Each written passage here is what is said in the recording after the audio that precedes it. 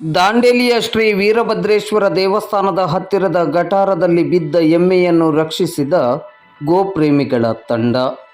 ದಾಂಡೇಲಿ ನಗರದ ಶ್ರೀ ವೀರಭದ್ರೇಶ್ವರ ದೇವಸ್ಥಾನದ ಹತ್ತಿರದಲ್ಲಿ ಇರುವ ಗಟಾರದಲ್ಲಿ ಬಿದ್ದು ಮೇಲೆ ಬರಲಾಗದೆ ಒದ್ದಾಡುತ್ತಿದ್ದ ಎಮ್ಮೆಯನ್ನು ರಕ್ಷಿಸುವಂತೆ ಇಂದು ಭಾನುವಾರ ರಾತ್ರಿ ಸಂದೇಶ್ ನ್ಯೂಸ್ ಮೂಲಕ ವರದಿ ಮಾಡಿ ವಿನಂತಿಸಿದ ತಕ್ಷಣವೇ ವರದಿಯನ್ನು ನೋಡಿ ಎಚ್ಚೆತ್ತ ನಗರದ ಗೋಪ್ರೇಮಿಗಳಾದ ಜಯರಾಮ್ ಪ್ರಭು, ಅಭಿಷೇಕ್ ಬಾಳಿಕಟ್ಟಿ, ಸಂದೀಪ್ ಶಿರೋಡ್ಕರ್, ಮಣಿಕಂಠ ನೀರಲ್ಗಿಮಠ್, ಗೌತಮ್ ಪಾಟೀಲ್, ಭೀಮ್ಶಿ ಬಾದುಲಿ, ಶಿವಶರಣ್ ಸಗನೂರ್ ಅವರ ತಂಡ ಸುರಕ್ಷಿತವಾಗಿ ಎಮ್ಮೆಯನ್ನು ಗಟಾರದಿಂದ ಮೇಲಕ್ಕೆತ್ತಿ ಪ್ರಾಥಮಿಕ ಚಿಕಿತ್ಸೆಯನ್ನು ನೀಡಿ ಮಾನವೀಯತೆಯನ್ನು ಮೆರೆದಿದ್ದಾರೆ.